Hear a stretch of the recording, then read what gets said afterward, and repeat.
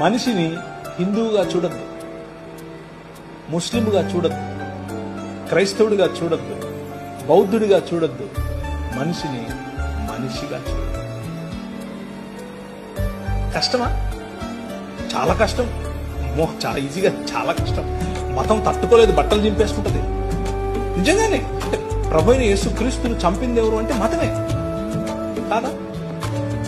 ఆమె పిలాతు చేతులు కడిగేసుకుని నాకెందుకు రా బాబు, చంపండి అని అన్నాడు. మతం నిజమైన మనిషిని చూస్తే బట్టలు చింపేసుకుంటుంది. ప్రధాన యాజకుడు ఉన్నాడు, యూదుల రాజుకు క్రీస్తు. ఏమి నువ్వు అన్నావు? అవును, నువ్వు అన్నట్టే. మనుష్య కుమారుడు ఆకాశ మేఘారుడై దిగివచ్చుట మీరు చూస్తారు అనంటే ఇంతకంటే ఎక్కువ సాక్ష్యం కావాలని బట్టలు చింపుకున్నాడు. మతము తట్టుకోలేదు మనిషిని. Try to live a real human life.